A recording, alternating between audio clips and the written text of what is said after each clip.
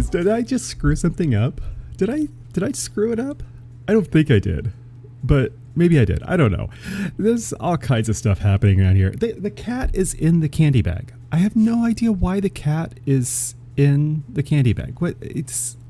There's nothing in there she can eat. It's not like it's full of cat treats or anything. It's like Mambos and lifesavers and stuff.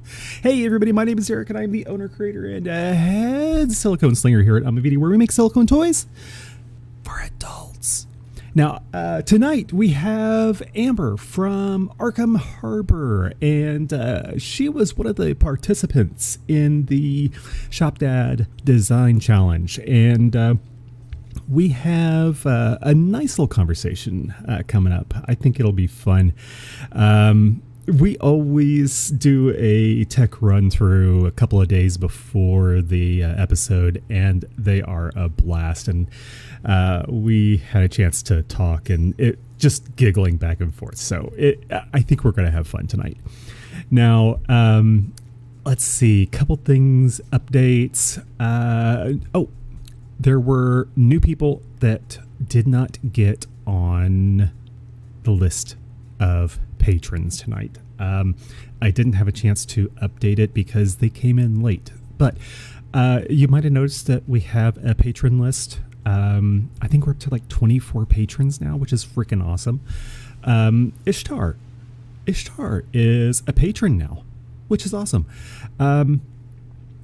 If you're interested to support us, then you can go to patreon.com/Amavidi, AMAVIDI, and support us there at whatever level you like.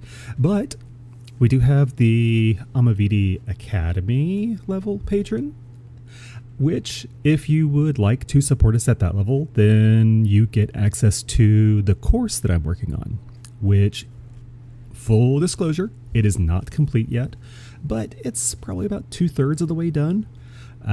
But the Academy patrons do get access now. So, yeah.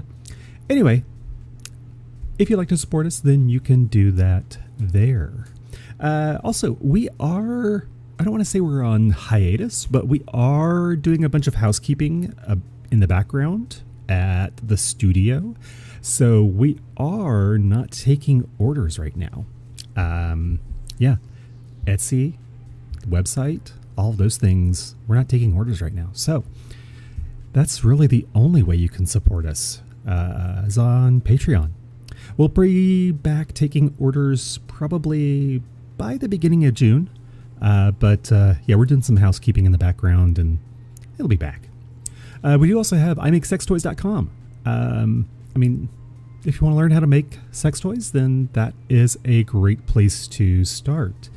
And obviously you're on the YouTubes because you're here.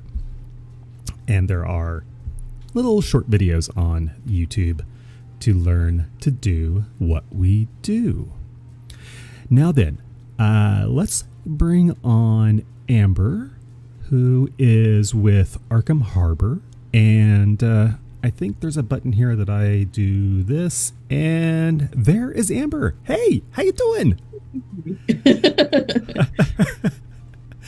Hey, you doing all right tonight? Yes. Good. It was a nice Mother's Day. Awesome. Got to hang out with my family. We went out and got sushi. Oh, good. Do you have good sushi where you are? It's okay. It kind of stunk because the one that we normally go to we forgot it's closed on Sundays. So we had to just like find one, and it just was not as good, but whatever. I mean, sushi, if you need it, then yeah, just don't go to the gas station for it. Yeah, being here in the middle of the country, sometimes it's a little bit more difficult to get good sushi. But if you find the right places, you can get good sushi. So, well, now you took part in the Shop Dad Design Challenge, and we got to see one of your designs, and we're going to come to that eventually. But why don't you take a few minutes and tell us about you and Arkham Harbor? So, my name's Amber, and Hi, Amber. Hi, and I'm the one and only person working for Arkham Harbor. I wanted to, like, how I got into like this kind of thing is I love making things, and I make a million different things. I do leatherworking, I do glasswork, I do sewing, I've got ADHD big and bad, so I've dabbled in like so many different artistic things. And I remember, like, everybody knows Bad Dragon, and I'm like, oh yeah, these are cool, these are neat. But then I started noticing that there were other people making it, other companies. I'm like, oh, that's so cool. And then I noticed that they were talking about how they were making them in their basement. And I'm like, wait, I like to make things. I have a basement. What? So I started doing research, and it's all like, wow, I can make these. Like, I just thought that it was something like you had to have a big production, you had to have like machinery and stuff. I mean, you have to have a little bit of stuff, but it's nowhere near as like high tech as I thought it was going to be. Yeah. And then I got obsessed, and it was my hyper fixation for over a year, which is probably the longest I've ever had one. Wow. But, yeah. And then you kind of ask yourself, well, how hard could it be? Yeah. And a little bit. There's definitely a learning curve. Right. I had never done actual like mold making before. I had like researched it a bunch, but I had never actually like successfully gone through with it. So I watched a lot of, there's this YouTube channel called Steady Craftin' or whatever. And the guy is somewhere down south, and he uses a puppet and then he just teaches you how to do things. Yeah. Steady Craftin'. And he's got this real southern, it's like this slow southern kind of stuff. Yeah. No, so he had tons on like just how to make how to make models, how to make the molds and stuff. And that helped out a lot. Plus, Shop Dad helped out immensely when I was first starting. Like, if you had a question, you'd be like, hey, Shop Dad. And then when he had time, because he's obviously very busy, he'd be like, oh, this is all you got to do. Boom. And it's just like, it was just really nice. I wanted to really get into glasswork and like have that be my like job. Oh, wow. But glasswork is really cliquey. Like, at least the people who I was like around, I didn't make bongs or pipes or anything, but the thing that goes with that is pendants, like the heady pendants. And it just really stunk because like nobody would help you at all. They wouldn't help you one bit, but they would like complain about how it's a dying art. But and yet you would ask like, oh, well, I'll teach you, but it's going to be like $300. Like, oh, wow.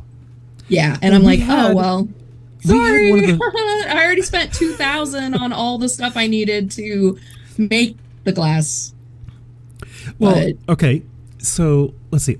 If you spent that much, then you must be doing hot work. Yes. I've got a torch. So you're working with a torch and kiln and... Okay. I do soft glass, which is like soda glass. It's a CO4, I think. I can't remember exactly. And then there is the borosilicate. So like, your measuring cups, your like your house that you can put in the microwave, those are borosilicate. So that's like heavy duty glass. Yeah. George is off in the chat saying glory hole. I've actually never done that kind of glass work, but there is a place in town called Hot Glass, and like it's like $150, and you can go in and learn how to make like a pumpkin. Yes, that kind of stuff. Yeah, I've never done that kind of stuff. I work with a torch that's like right in front of you. Yeah, we actually did a glass blowing class here in Tulsa, and I mean, we made little flowers and we did a few things. I mean, they didn't really let us do a whole lot of it, but... you gotta... That But takes we like a had whole team of people. mhm. Yeah. We had Lockjaw, that was his name, from Splendid Glass, and he was a sweetheart.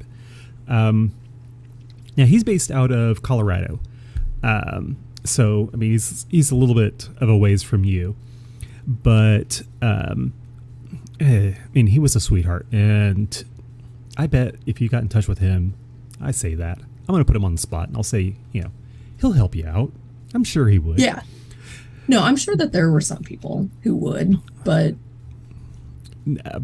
definitely the dildo community has been very accepting and very kind, and everyone's like, I just showed up and I started making stuff, and I wasn't that great, but it's like everybody was so supportive, and they're still like super supportive, and it's like it's just really nice because it's almost like I feel like if I needed to be like, oh crap, something horrible happened, I feel like you guys like have my back, like in whatever ways that you guys can, like, and that's really nice because it goes from like people looking down on you, like from that part of the glass. Like, I'm not saying it's everyone, just what I encountered, but like looking down on you and be like, you're nobody, whatever. And then all of a sudden you're here and everybody wants to help you. Like everybody wants to help you. Yeah. And everyone's so kind. And it like blew my mind. Well, I'm looking at the chat right now, and I mean, Kitty is off in the chat. Your work is so beautiful. I love all of my toys from you. I mean, that's just straight out of the chat right now. So, yeah. No, I'd see. I feel bad because of like my various like mental. I got a lot going on. I'm medicated, sort of. And it's like, I'm not as consistent as I wish I could be. Right. And so I have people who are return customers, and you can ask them, sometimes it might take a while for you to get your package, or it might take a while for me to make your product. But when you get it, you're going to love your package, and I'm always good for it. And I want to put the customer first. And I want them to have a good experience. But I think that's one of the things about our community is that, we are very protective of not only, our products, but we're also very protective of our community, our customers, our, the other makers. And we want to make sure that everybody is putting out good products. Yeah. No, I mean, I would, if anybody wanted to know anything, I would like tell them anything. I love the whole fact that everybody is helping each other, and I've done my research, and I want to make sure, like, if anything is just even remotely, I'm like, I don't feel like that's safe, then I won't do it, because yeah, it's nice to get money, but the customers are not a means to an end. Like, you're not just money for me to just like pull money out of you. Like, I'm so happy that you love my stuff enough that you want to pay me money and actually own it. Like that, I get like sometimes when I'm like on a high and I'm just like super stoked, I might start to get like verklempt because I'm just so like, I can't believe people love my stuff. And, right? Yeah. Okay, so we talked about, a little bit of who you are and kind of how you got into this. And now I want to talk a little bit about the challenge and how did you come into it? And where did you come into it with an idea, or how did you come into the challenge? So, Shop Dad announced it, and I'm like, and he had like, okay, so they wanted a flared design, non like horse or whatever. Because I did do that, but I think he might have forgotten about that one, which is no big deal. I mean, whatever. I just entered it in for fun because honestly, the designs that I entered were ones that I had kind of put together already like a while ago. So I'm just like, oh, well, these are the rules and my things are they're going with the rules. I'm not going against anything. So I could just enter it. So like I didn't care if I won or not. I just wanted to be included because I know everyone else made such awesome stuff, like, and they were really thinking about it, and they were like asking people, and they were getting really involved. And most of the time I'm always just like over in my little bubble, like minding my own business, kind of like paying attention. But so anyway, like I had the flared turtle. Well, it's a turtle. I don't know if you can see it very well. I know people who have been to my page have seen the actual 3D like rendered photos of it, so you can see it so much better. There's like scales and stuff, and so because people actually were complaining like a long time ago, like, what's up with all these horses? Why can't we have a cool flare design that is not a horse? Like, nothing against horses, but come on, like, isn't there something else? So I'm like, hey, what else has a flared turtles? I mean, who honestly of us who was not into Ninja Turtles at some point in their lives, and then found out, oh wow, turtle penises are really weird. But anyway, and then other people were complaining about the knotted designs, about how like the knot is like right here, and then like the shaft is like up here or something, and they're like, I don't have enough room to even make it to that knot. So I was thinking, well, like, okay, anal beads, they have like those little like mini knots like all the way down. Like why couldn't a dildo be like that? Yeah. And so I made an octopus that has 2 knots, one way up top and then one kind of towards the bottom. And then I'm like, well, while I'm at it, because this was a little bit before silicone got more expensive, and I didn't have to, and this was also before I knew more about how to make molds. But anyway, I made it's a lot thicker than one of my normal ones, but then it's also got like a grinder on it, so that while it's in there, you have a little something to mess around with. Right. Or it's really cute on your table and he's wearing a nice little hat. So, he's fashionable. Also, if anybody else has seen my stuff, I've always made fish, my squish fish, which at first was super rough, and yet everybody bought it and I was so happy about it. Well, then I got better at making models, and then so the squish fish is kind of like my flagship, because like when I first started selling things, it was basically just squishies. It was the squish fish. Anyway, I don't know, you probably can't see it very well, but the squish fish is actually on this one. Oh my god, there he is.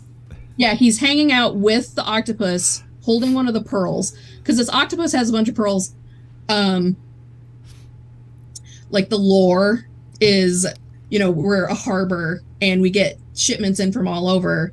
And then this octopus will come by to visit, and he has a pearl farm, and he cultivates his own pearls.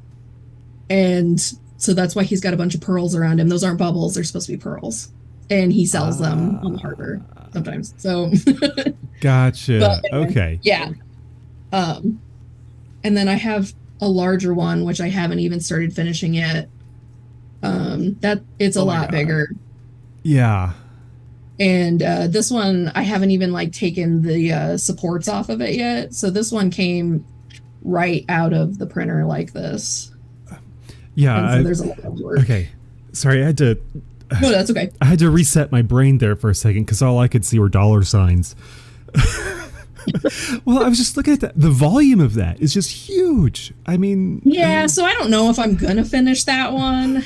I think somebody is really gonna have to want it, because I don't mind, like I'd do it, but there's a lot of things that could go wrong, and I already am broke as hell. So yeah, well, can you bring that back? Because I said, I had to reset my brain there for a second, but so here it is. A lot of folks have never seen something that is straight off the printer, and they haven't seen the supports. So because the supports on this This I don't have a fancy resin printer, though I wish I did. So this one you can't see it in this photo in the thing because it's, it's not good quality, but like there's little layers of the plastic because it just does it layer by layer by layer by layer until it finally gets to the top. But those supports are just so that it doesn't fall apart on these big outer areas. Yeah. And then you have to go through and you have to break off all of those supports. I got to break these off, and sometimes it's easy and sometimes it's not. And that's another thing that really sucks because I do have a larger pearl, which this one's in the middle of getting another mold, so when my other mold craps out. But anyway, people really like my pearl design. I have a bigger one, but when the design was messed up, it was corrupted, so there's no infill inside the thing, so it's not solid. So when I'm pulling off the supports, I'm just ripping it to pieces. And so unless I can figure out how to get the supports off without ripping it to pieces, and then I'd have to try to fill it with something to even like be able to stand it and stuff. So it's like this is the only size I got. I mean, I could remodel it, but it won't be exactly the same. Are you in my Makers Discord? I might be. Okay. I'd throw that out. I'd throw that out as a question to see if anybody has an idea on how to fix that, or because there are some folks out there that haven't. Yeah. So that was another thing. I had a bunch of stuff on the cloud, like files and stuff, and then it just said that's not there, even though I could see it, and now it's gone completely. But I even tried to contact someone. I'm like, the cloud is saying that I don't have these files. I'm clicking on them and they're like, what is this? I don't know what this is.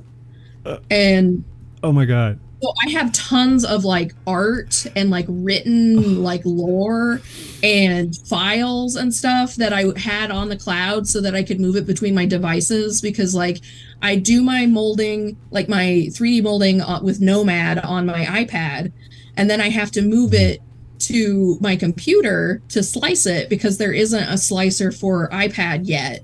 Right. And so I just shove it in the cloud, and then I just pick it up at the other, and now it's all gone. And I don't know why, and nobody ever got back to me. And so I was big sad for a while. What's the rule? One backup is no backup? Yeah. Yep. Probably, yeah. I know that now. Okay. I kind of geeked out there for a second. I've lost my train of thought. I did see that George is off in the chat, reminding everybody, if you've got questions, drop them in the chat so that she can wrangle them for us. And we'll come back around and get those into the conversation. Pharrell was saying, I don't know if it would help, but I've had good success with using some pliers and cable cutters to make it smaller pieces, but also heating it up with a hairdryer. Okay, yeah. Never tried the hairdryer because like the cable cutters and stuff they work sometimes, but then, you know, one mess up on that hollow one, it's just, you might as well print a new one. Yeah. All I could think is if you filled it with resin or something like that, but then it'd have to be a slow curing resin. Otherwise it would get too hot and it would just melt. And especially something of that mass, because at that kind of volume, it's going to exotherm like crazy. And okay. I suppose there's plaster, like there's quick set plaster just to give it bulk. And that doesn't, I mean, that gets kind of hot, but it doesn't get anywhere near as hot as resin. Yeah. Yeah. Well, we talked about the community a little bit. Part of the design challenge was collaboration, but I don't think you did collaborate with anybody, did you? No, which is another reason why I didn't think that I was gonna win. I just wanted to feel included, so I threw them in there. I'm like, oh, maybe if I win, I can buy some more silicone, and that was it. But it wasn't like I was like, I mean, and everyone else. It's like if I would have won, I would have felt a little bad because everyone else like kicked ass, and I just kind of like, I don't know, this is kind of cool, and like threw it at him, and like, oh. Well, who would you have liked to have collaborated with? I don't know. I like to just like ask the people who like to buy, like, what do you guys like? Like, what do you want? What would be cool for you? Because I love like brainstorming. That's like one of my favorite things to do. Like with other people, just kind of sit around and come up with crazy ideas and then off of each other. Yeah. But I don't know. Like I said, I kind of am in my own little corner. I'm trying not, I'll all of a sudden I'll get on and there'll be some kind of weird drama, and I'm like, what the fuck happened? Everything was fine last night. And then like somebody has to tell me, or they'll have to be like, oh my God, you need to watch out for, and I'm like, so I just mind my own business. Yeah. I don't have a Facebook anymore. I don't. Yeah. I only have it to like maybe look on Facebook Marketplace every once in a while, but I usually just kind of. Well, are there any of the other makers that you find really inspiring?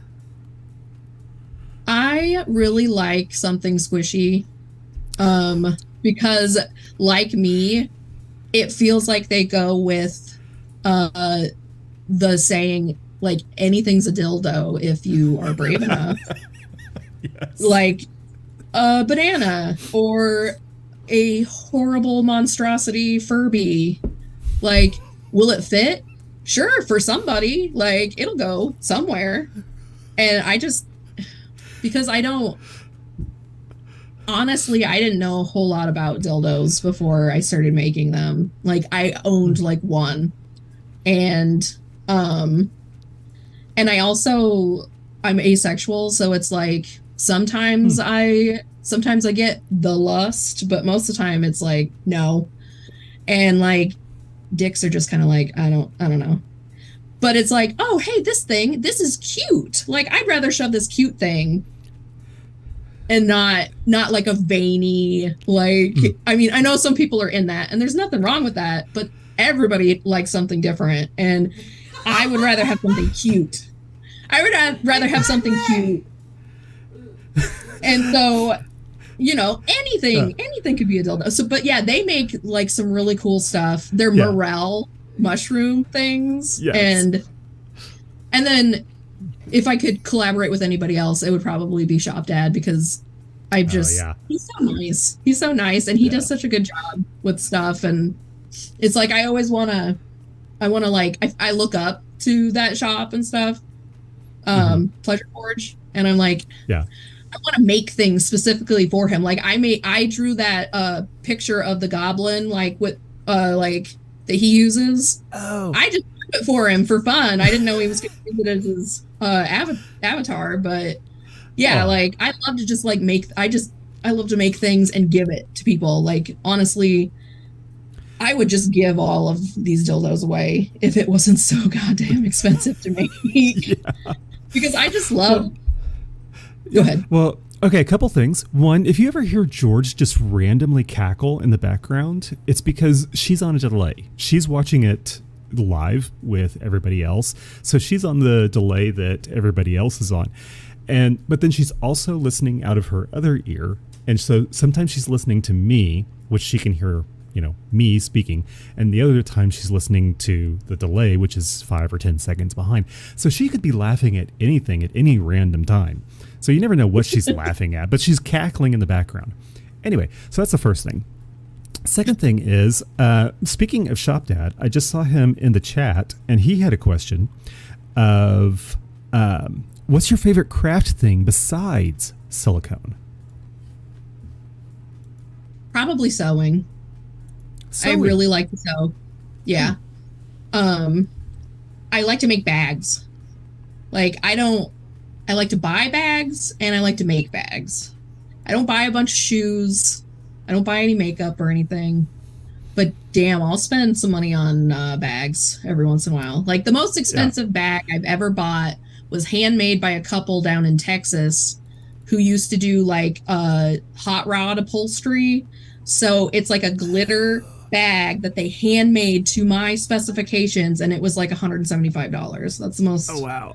I've ever paid for a bag. But I'm way into bags. Like, is it a container? Will it hold things? I'm into that. Like box, I've got so many empty like tackle boxes just waiting for something to put into them. It's crazy. Yeah. Yeah. George has the saying about women like things that they can put other things in. So yeah.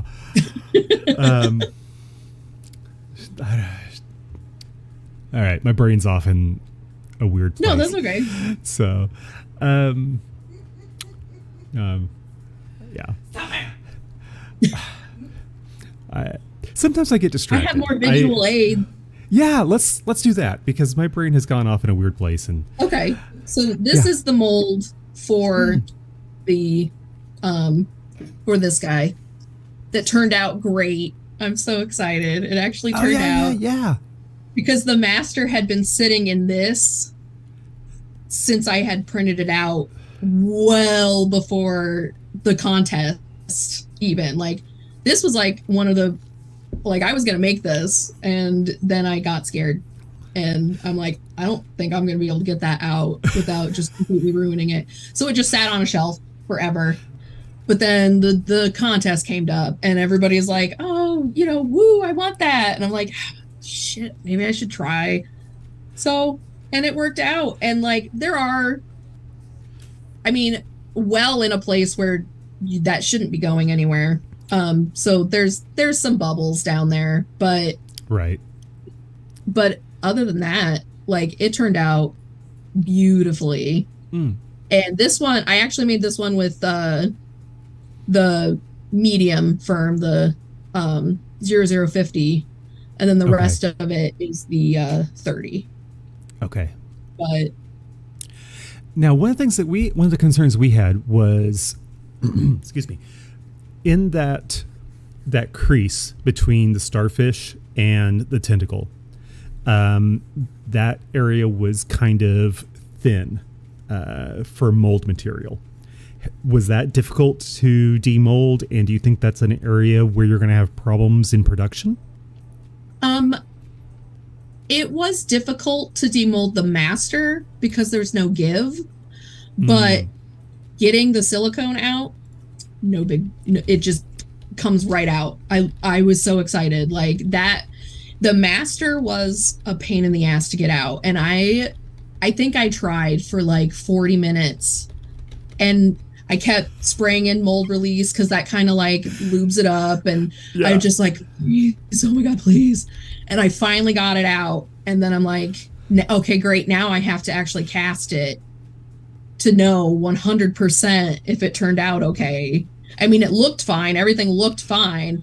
But I'm like, but it ended up turning out okay. So we're good. We're good. Yeah. I think in our Discord, somebody, when we were talking about difficult to demold, when we're talking about models that were difficult to remove the mold from, then somebody recommended water-based lube to take a plastic syringe and just shoot, water-based lube down in there. And you could work it around and squish it just to get it to separate and give yourself a little bit of, I usually just use the mold release but the lube sounds like it would probably work a lot better because the mold release will dry up as you're trying to use it. I mean, it helps a little bit, but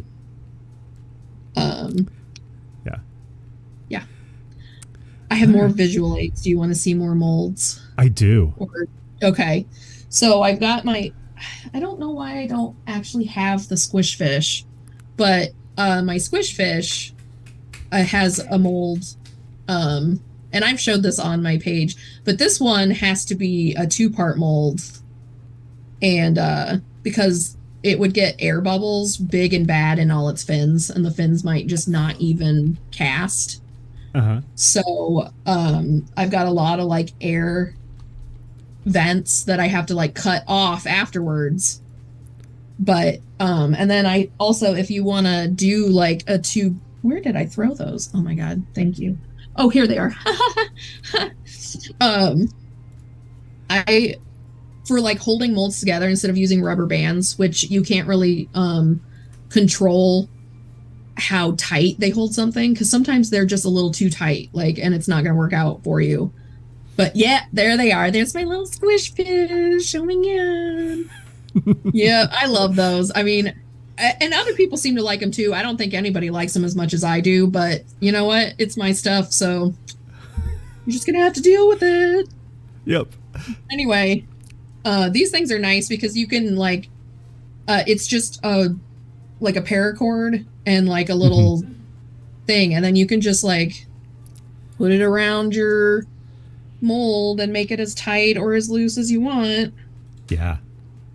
And there you go. It holds it together. So pro tip. Yeah. For anybody wanting to.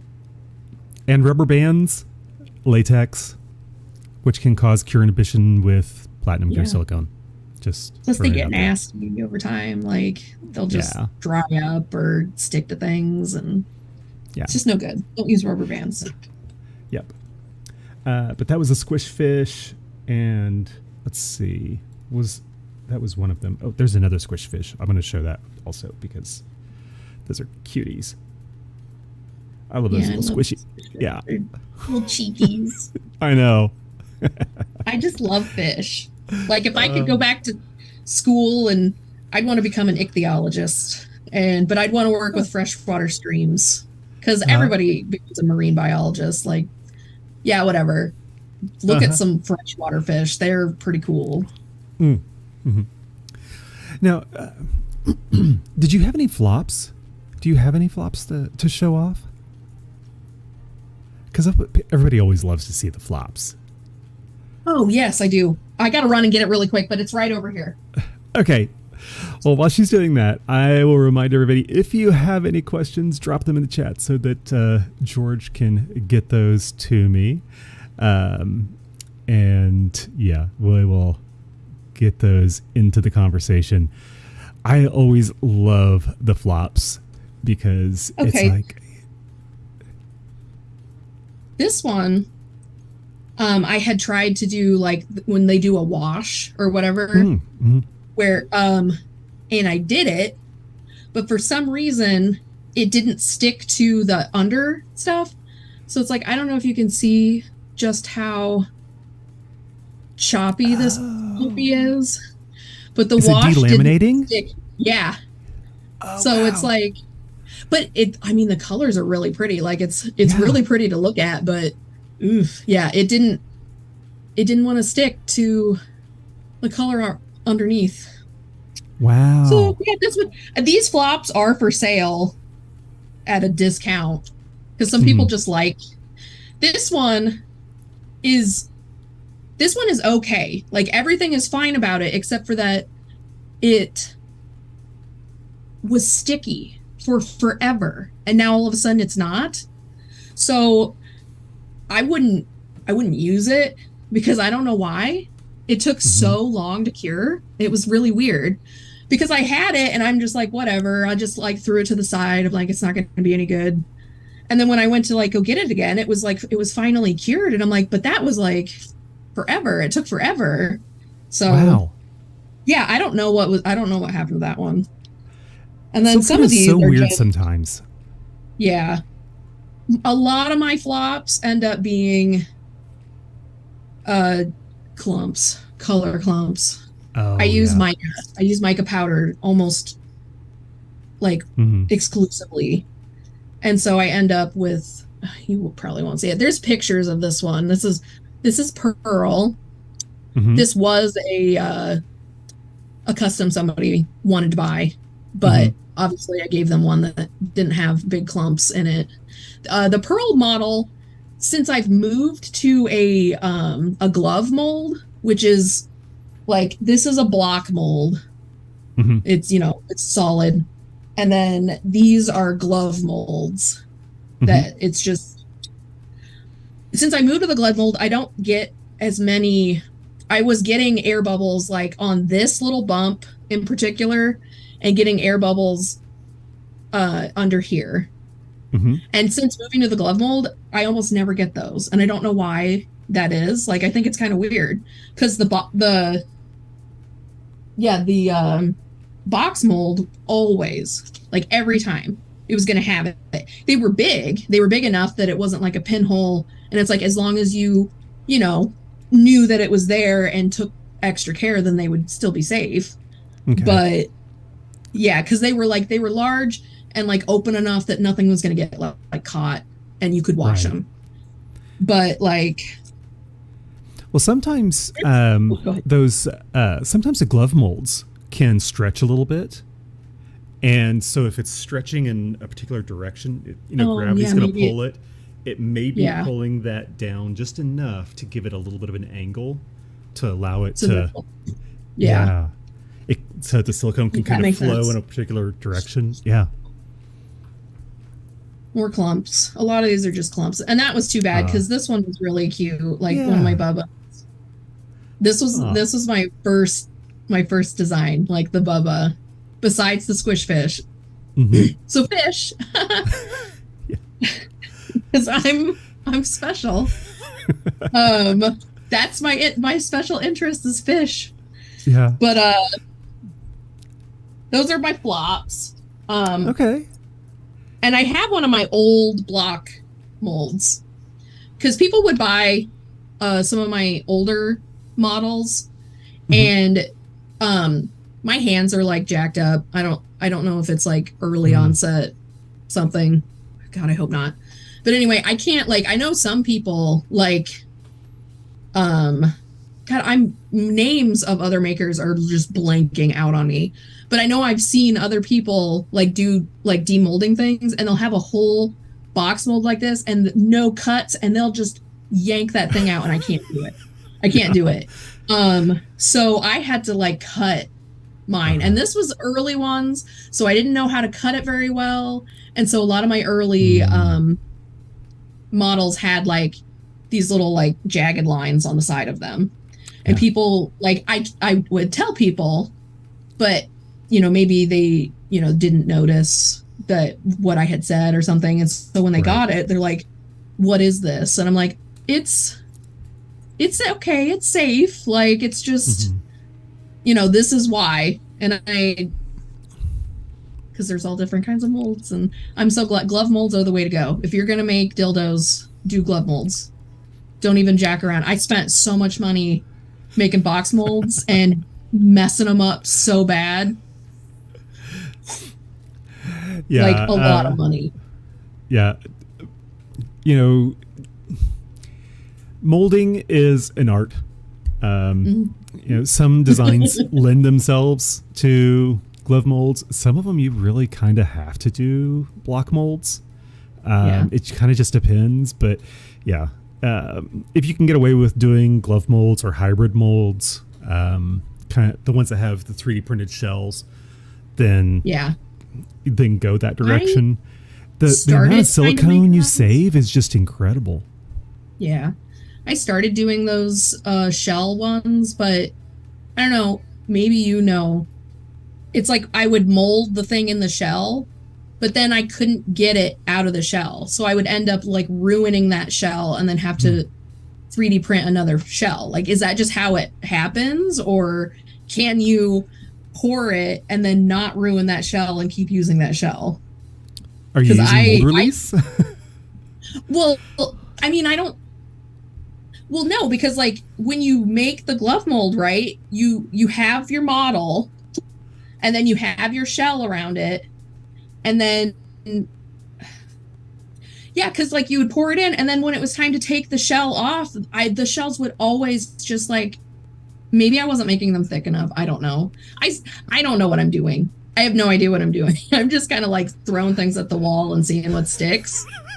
So I would think that you probably need to make your either your walls thicker or your design your mold shells need to be thicker. There's, depending on the size of your nozzle on your printer, if you go with a weird size, I think it's like if your nozzle is a 0.4 and you go with 1 millimeters, then that's in between 2 and 3 layers.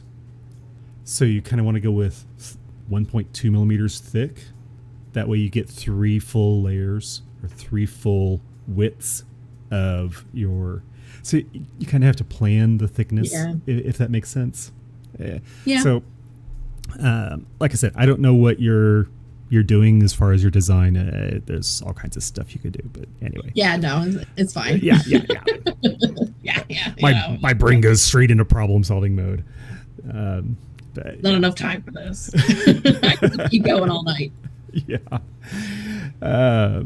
Yosh has 5 of your squish fish.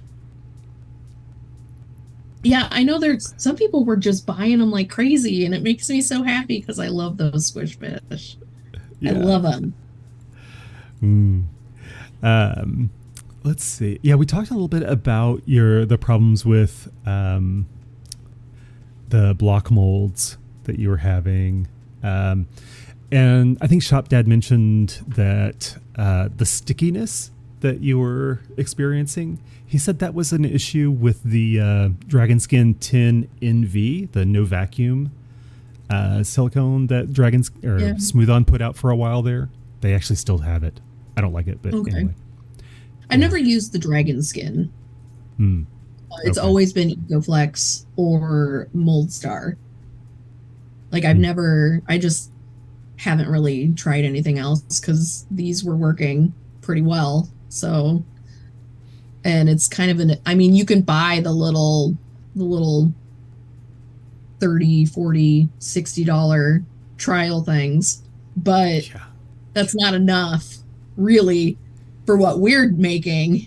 Like the things that we were making are a lot bigger. So it's like that trial size, maybe you'll be lucky and you'll be able to get one out of it, but it's just too expensive to try new stuff sometimes. I mean, I would love to try a lot of different things if I had like the equipment for it. And but there are certain things that they come out with that I'm like, that's interesting, but it's not really it doesn't fit for what I do. So now the other hobby you talked about was sewing, but we also talked about the hot glass work, and then we also talked about silicone. Is there anything about all 3 of these areas that is similar, or that you feel like is kind of transferable across all of them, or are they just random hyperfixations? They're probably random hyperfixations. I've dabbled in a lot of different things throughout my entire life. Some stuff sticks. Like I go back to sewing a lot. Like I might not want to do anything for a while, and then all of a sudden it's like, I got to make a bag. Like I need to get in there and I need to do it. And then I'll make a couple things and then I'll be like, okay, I can move on. It's fine. But I always go back. Like it's like, and then glass, like I'll be hard just doing glass like all the time. I'll be way into it, and then I won't be into it, but I always come back. And I haven't really been doing silicone long enough, but I know because it was such a joy just to make things and then have everybody get all excited about it. And, I make my other stuff, and I'm, jack of all trades, good at everything, but not quite a master. Silicone is the first thing that people have really consistently wanted to buy from me. I mean, like my glass, though, I bring something in new, and you guys, it's like almost, maybe it's not silicone. It's just, I didn't find the right people. I didn't find my people to sell my stuff to, because when I have glass up, that usually just sells left and right. Sometimes when I have sewing things, I don't have a whole lot of sewing things, but that'll sell pretty fast too. Mm-hmm. However, like in real life, like with everybody that I know, like they're always like, "Oh, you should do that for a living." Like, "Oh, why don't you sell your bags or whatever?" And then I tell them how much I want for it, and they're like, "Oh, well, that's really expensive. I can get something cheaper at Walmart." I'm like, "Yeah," and I bet like somebody probably only got paid 25 cents to make that at Walmart. Right. Like, do you want, or it's like, okay, come on, you want to come to my house and you want to make it? Like, I've got all the stuff. Never mind that I have all the stuff and paid for that. But right. I've got it all right there. Do you want to do it? I'll even tell you how to do it. It's not going to turn out like how I made it. So it's like, Well, I think Iowa. It's Iowa. Nobody wants to pay for art. They all just want it. Gimme. Well, I get my hyperfixations or these hobbies, these random things that occur to me that I want to get into. And one of them for a while there was fountain pens. And it was not just fountain pens, but it was vintage fountain pens. And not just vintage fountain pens, but vintage fountain pens from a very specific period of time that were of a particular material. So, we're talking about, 1910 to 1930 fountain pens that, and so, I went through this period where I was buying these fountain pens on eBay, and then I would refurbish them. So, I'd take them apart and, polish them and replace the ink sac. And then, the lever would everything would get polished, and then I would turn around and sell them. But, a lot of times we have these little fascinations and things, but we end up developing these little transferable skills, or these little things that we take to our next project. And it's fascinating to me to try to find those little things that we take from one project to the next. Speaking of, yeah, I have some for sale. I was making, like, the first time I wanted to try mold making, and I tried and I didn't do so hot, and like, I just kind of like gave up on it. I wanted to make like resin art toys, like that, people can just buy it. Like, you can get some and then paint it yourself, or you buy it and it was painted by the artist. And that didn't really work out. But now that I had started making molds and stuff like that, I'm like, hey, I'm actually doing that correctly now. So I made some art toys. Like, I've got some squish fish that are either resin or plaster, and I've painted them.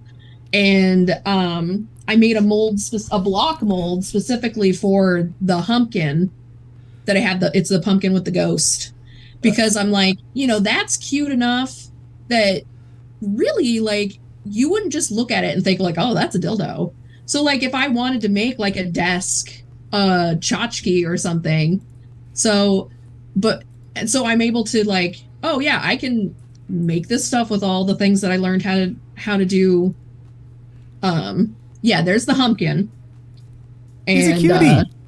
Yeah, I really like that design. It feels like a solid, good design. And this one is a revamp, because I had a humpkin a long time ago, early, and it was rough. And I know a few people have them, because I did sell them for a while. But this one is way better, and I'm really proud of that one. Like, that one's the kind of one that, like, if you don't know anything about fantasy dildos, or it's like that's not your thing, that's a little too weird, something like that is nice and safe, and it's all like that. I could go for the humpkin, if you're scared of some of the other stuff, because I don't, everybody's different. Not everything is for everyone, but yeah. Now, you talked about your pigments, and you are a fan of the mica. And yes, you want to talk about your pigments a little bit. Okay, I was gonna say mostly because I didn't know that they had like other things. And I've recently been, yeah, no, I just thought, oh, okay, mica, yeah, okay. Okay. Make sure it's cosmetic grade. Make sure that it's like safe to put on your body or near your eyes. It's like if it's okay to put like near your eyes and could like touch mucous membranes, then it's like, okay, you can use that. Because heaven forbid there's a clump, and heaven forbid that it might break off into someone's body, but at least it's not gonna like poison you or something, right, if it happens. So, but anyway, I've been like, people have suggested other brands, but I usually like, I'm not paid. This is not a paid advertisement or whatever, but I usually use like eye candy because they say, I don't know if it's on their site, but I talked to the person who owns the business, not personally, but over email. And they said that they know where it's being sourced and stuff. So I know that was one thing that I didn't really know about until I had gotten into it. People were asking me, is your mica ethically sourced? And I'm like, what are you talking about? Like, what do you mean? I didn't know that there's that whole shebang that like, you know, it's, you got to watch out where it comes from. So I'm like, well, damn, I better find out. And luckily it was. So, but anyway, yeah, he says he knows where it's sourced and that it's all kosher, and they've got a lot of really cool colors. But some of the, I don't know what it is about each individual color, but some colors clump way more often than other ones. And I don't know why that is. For me, it's blue. Anytime I have a blue, it actually works out great. For me, because for me, it actually doesn't make sense. They're not connected at all, because I have a purple that clumps awful.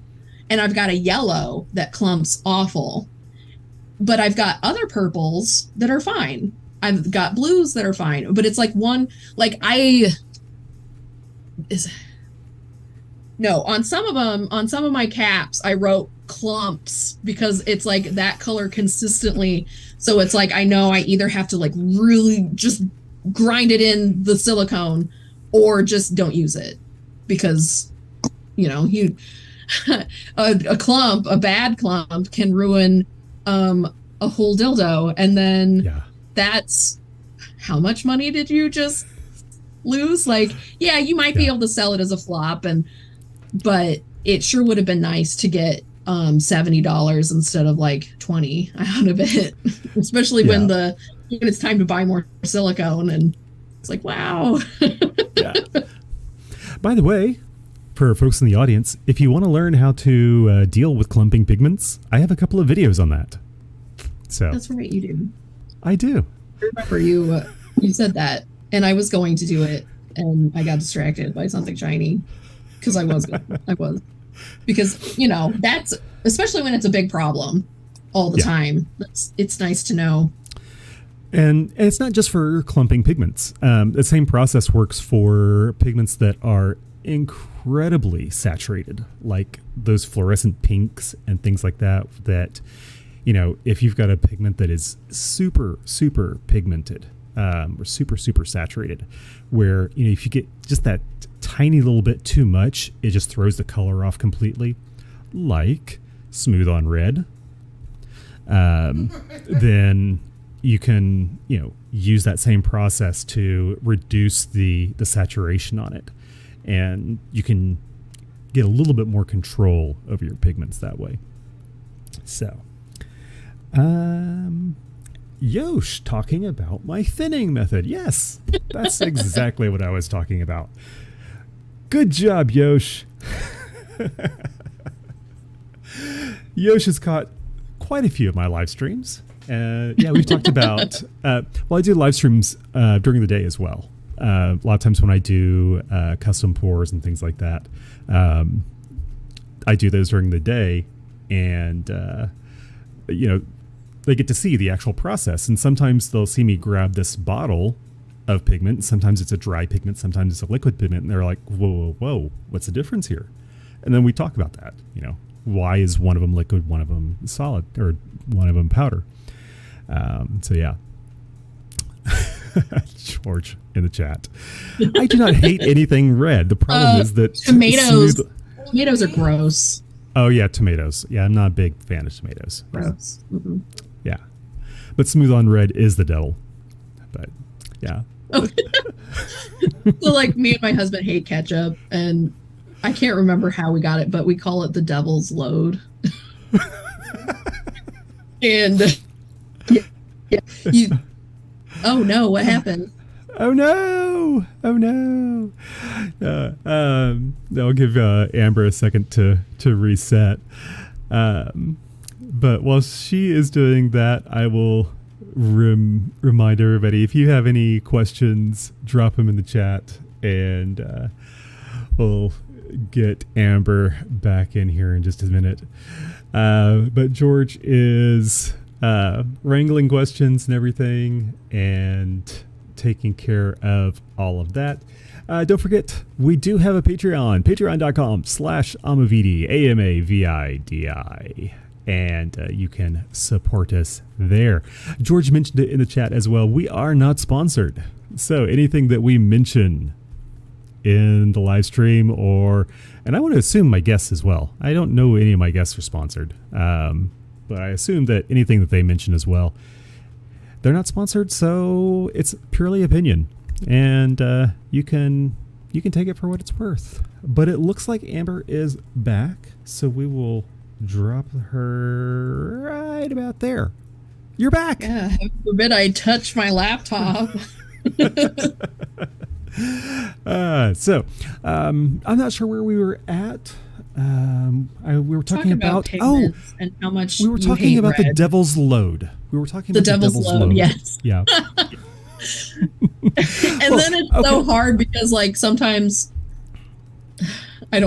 sometimes like if we go somewhere like to a restaurant and they ask like if we want ketchup or anything, it's so hard. My husband has never done it, but he always was, oh no, excuse me, we're a Christian household. I don't. But we've never done that. Like, you don't want to offend anybody. And but yeah, anyway. So, does your family know what you do? Does your family, do your families and friends know? Oh my God, it was so funny. Like my mom knew. My mom lives with us, me and my husband and my son. My dad does not. And he came over once, and I wish I could remember exactly what happened, but I didn't like straight up tell him. I just showed him one of my finished products, and he didn't know what it was because none of them look like a dildo. Like really, you wouldn't automatically see this and just think, oh yeah, I know where that's going. Like not really, not unless you're one of us. Anyway, but I was talking about like the process and kind of how expensive it was to do it. And he's like, well, Amber, just use plaster as a mold or something. I'm like, Dad, I can't do that. Like, that's not safe. He was like, what do you mean it's not safe? I said, well, it's not safe. It won't be body safe anymore. Like you can't guarantee, and there might be a ton of bubbles. And he's like, body safe? Amber, what is somebody going to be doing? I'm like, they're going to put it places, Dad. And he's like, what? Places? And we all just started laughing and laughing and laughing. I'm like, yeah, an orifice, like for fun times. That's where it's going to go. And he's like, what? And he thinks it's cool now, but it was so funny because he didn't understand. Like, I thought I had said it, like just came out and said it, but apparently he didn't hear me. And so he's just like, mm-hmm. And then, he was also suggesting, well, here's how you should make it cheaper. Like, you see all that extra stuff, just like chop that off. I'm like, no, Dad, that's what the people want. Like, I was talking about like how to make this. He's like, well, just cut that shell off. And yeah, the shell is just to be pretty. Like you might be able to do something with it, but it wasn't meant to be a usable design. It's just meant to be pretty. And I'm like, but that's what's drawing people to it, is that it's art and it's pretty. And yeah, that would make it cheaper, But like if they just want a cheap plain dildo, there's plenty of places where they can get it, but they want something fancy. So you can't just chop off part of the design to like save on product. Like, I mean, Doc Dongle's got that covered. well, yeah, there's plenty of people who just make like just plain, and I've tried that. Like, I've got a few designs that I made that are pretty plain, but it's like as I'm molding it, I'm like, oh, this would look cool, and that would look cool, and oh, this would be really awesome. And then it's just not plain anymore. I'm like, well, there went my super simple design. It's not anymore. Yeah. It's hard to stop. Yeah. Because you get rolling and you're like, oh, this one looks so cool. But that's also another thing. I design more like what'll look cool, and I don't really think a whole lot like about the logistics, like how it's gonna work when someone's using it. Because I'm just kind of banking on the fact that everyone's different. So this will be really great for somebody, but it's also at least it's gonna look cool for everybody else. Like, and like I said, I have learned a lot of stuff since I started doing this, because I'm ace, and I just have never really been into that stuff. There's a lot of stuff I don't know. And so, you know, it's like, will this work? I don't know. Maybe for somebody. I mean, they're into it. I just like to make things. I like to make pretty things. Well, I make it safe. Right. And then you can do with it whatever you want. But I make sure that if the dildo breaks off into your ass, you're not gonna get sick or something. Yeah. Well, tell me about your most epic fail. The biggest, baddest fail that you have had. I was making a mold, and this was back when I was doing box molds still. And I was trying to make a box mold for the large Bubba. Where is my large Bubba? Oh, there it is. Like the large one. Oh my God. Yeah. Yeah. But I didn't know how to do glove molds yet. So I was doing box molds. And they say you don't have to vacuum. You don't got to vacuum this bullshit. Always vacuum it.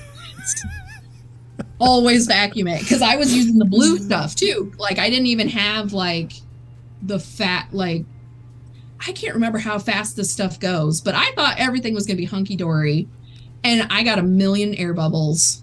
Oh. And then I tried it again, and I got a million air bubbles. And each mold, I think, probably cost me almost $100, and I fucked it up like 3 times. That's why I like to, like, if people have any questions, like you really don't know, don't just like do it. Ask somebody, because I'll tell you, because I don't want you to spend a ton of money and fuck everything up like I did, because I have messed a lot of stuff up. And it's also because I'm like super impulsive. So it's like I do a lot of research, but at the same time I'm like, oh no, this idea will work. Let's just do it. Just do it.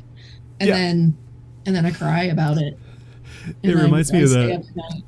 Oh God, if you can go back and watch the episode with Monster Smash. What was his name? I'm spacing on it now. But he was talking about this mold that he was doing, and I mean it was a big one, and he sprung a leak but didn't know it, and he came back that next day and he had $150 worth of silicone across the floor. Oh, it was Fergus. Yes, Fergus. That's who it was. Fergus Monster. Yeah. I feel like doing the glass stuff has helped a lot, because you don't get attached to anything. You can't. You can work on something for hours and then it'll never make it out of the kiln. And so it's like I got desensitized. So, I mean, I still get upset, but I get over it pretty quick, because it's all like easy come, easy go. It just sucks though because yeah, glass is kind of expensive, but it's nowhere near as expensive as silicone. So it's like, oh, whatever, you're mostly losing out on time and not money. Mhm. I was trying to make the large pumpkin, and some of my glove molds don't have this big ring around them. Mhm. Um but I've started doing this because I was trying to make this guy, and what he had as a base around him was not enough to help anchor him in the thing. And so he fell out, and I'm like catching him, and I'm like trying, and the silicone's everywhere, and it's all over my hands. And I'm like, son of a bitch. And I'm looking around and I can't find anything to like prop it up. And I think somebody ended up buying that one, but it's still like, I don't know how much silicone I lost before I got it stabilized. Yeah. So yeah, now my big ones, if it's big or I'm afraid at all that it might not make it, I make the lips on these things way bigger than I used to. And then that way too, you can just like put some weights on it. Yeah. Like, because the shells, like we talked about, didn't really work out for me very well. So I just use like a cardboard box with a hole cut in it and then set these in it. So I have my mold stands that I designed in 3D print. So, that's how I do mine. There's plenty of better ways to do it. Tons of better ways to do it. I think like Shop Dad had like cut files. You could either just buy the finished product from them, or he had cut files, I think, that you could buy to make a modular like table that like opens, and you can set your things in it and it'll hold it pretty well. And yeah, that would work great. But I got boxes. I always had this idea of having like this hot box where you had holes on top. You had holes on top, and inside was like a heater or heat lamps or something. So you can keep the inside of it, 100, 120 degrees, something like that. So, above ambient temperature, but not where you're baking anything. And then, you do your silicone molds and you drop them into the holes and you do a pour. And then since you've got the heat from underneath, it speeds up the cure time, and, you can cycle your molds faster and things like that. But anyway, another one of those random ideas. No, it's a good idea. Like, it's a really good idea. I'm constantly trying to think of new things, but then I just kind of slap them together with duct tape and cardboard. I will admit that when I was first starting and exploring this and learning, I used 2-liter bottles. I cut the tops off of 2-liter bottles to hold my molds as a mold stand. I did. I swear, 2-liter bottles, cut the top off.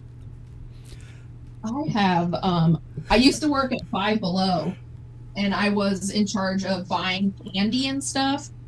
So we had the boxes when you get the candy in bulk. Yeah. And so I would have a bunch of these. Yeah. So I had this, and this one actually still gets some use. Like, if I have a really big model, I'll put this like over the box and have the hole so that it'll have more room. Because sometimes the boxes, like the big ones, like this puppy gave me so much trouble, and then finally I made a good one and sold it. Like they got the first good one, but like one time it made it, I'm like, yes, and then it turns out it had hit the table, so its head. And I'm like, bitch. That one, yeah, that one I actually ended up just cutting into pieces just to see what it looked like on the inside. Yeah. And you can actually buy some of those pieces. I made the dill agate. It's well, because there's that really cool like Chrysler agate or whatever that's just like paint off of the Fordite. So I'm like, yeah, Fordite. That's right. And yeah, so I'm like, well, you can do that. So I cut up some stuff, and it's like rocks that you can buy. I've got it on my website. I've sold a few. I mean, it's totally fine. Yeah. Just, whatever. I didn't want it to be a complete waste, and now it's just something fun that somebody can I don't know, throw at somebody. I mean, some of that silicone, like you could break windows with how thick some of it is. Yeah. Well, somebody was asking about fancy silicone pucks. Does Yeah, I sell some of those too. Like I have somebody bought one that I made extra fancy. Usually I don't make them like super fancy because I sell them in the hopes that like it's just going to be something fun for somebody to like cut into pieces or whatever. And so it's like whenever I am done with a pour, I have just one of my other pour cups that I just set it in there and then just whatever drips out. But then sometimes I've got like little squish fish that like didn't come out of the mold right. So I'll just like boop, stick it on there so that you can kind of see it sticking its little head out. Or I try to like mash things along the edge so it looks like, so you can still see them through the silicone. Yeah, that one. Somebody just bought that one, and that's about the fanciest one I've ever made. But you know, it's just something fun, and it's just so that the stuff doesn't go to waste. Yeah. I love it. I've given some away. I sell some of them, usually around $10 to $15. It depends on how chonky it was. I mean, I know that's kind of a lot for something that, you know, but it's still silicone. Like, what's the difference of it going into the pumpkin that I happen to have a face on or just a cup? I mean, you can still squish it. Silicone's expensive. It is. Now, let's see. We're going to be wrapping it up soon. Now, did you have any questions for me? Okay, so I didn't have any questions. However, so I'm doing a giveaway and I'm giving this first one away. But what I want to do is I want to make sure people watch this. So I'm going to, on my Twitter, I'm going to tell people you need to watch the video and you need to tell me this password. And then you are entered in to win a secret prize. Of course, you know, because you're here, you know that this is the secret prize. And then hopefully people will come and they're like, oh, what's the prize? Oh, damn, I better watch it. So the secret code word, because I'm obsessed with my new pet chicken, Scrambles, the secret code phrase is Scrambles the Death Dealer. And I don't know if any of you have seen Metalocalypse, but then you would know that that's where that name came from. So yeah, code phrase Scrambles the Death Dealer. Good. And if you can put that on my post on Twitter, you'll be entered in to win this lovely friend. Can I show people Scrambles? Yes. Okay. I have a personal Twitter. I was at one point just putting everything on my business one. Yeah. And I still kind of do, but I kind of tried to pull things off into my personal one. So there's tons of pictures of Scrambles on my personal one, but there's only one on my. I fucking love this bird. Like, that's Scrambles. Oh my God. I love this bird so much. And he makes cute little like trilly noises, and I don't know what is legit or not, but they have all that like emotional support animal things. It's like I want him to be my emotional support animal because honestly, I come home after a bad day at work because I have like chronic anxiety. And I just pick him up and I hold him and he just nuzzles right in there and just starts purring like that little. And it's like, I'm fine. Everything's fine. The world's good. Everything's great. Because I have my cute ass little chicken. Scrambles the Death Dealer. Oh, jeez. Okay. He wears diapers.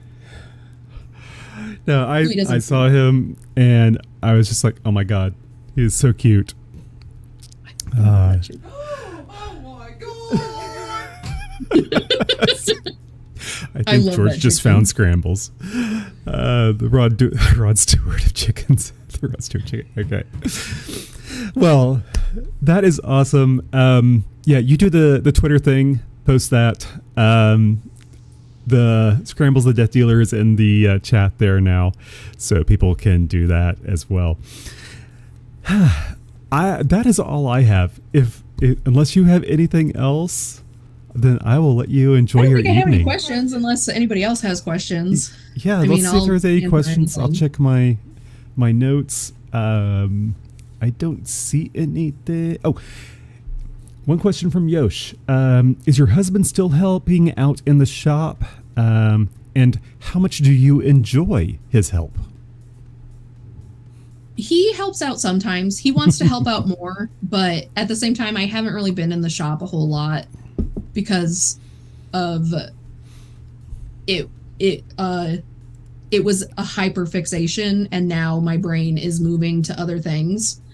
I'm not going to say that I'm like done, because I'm not, because you guys make me so happy.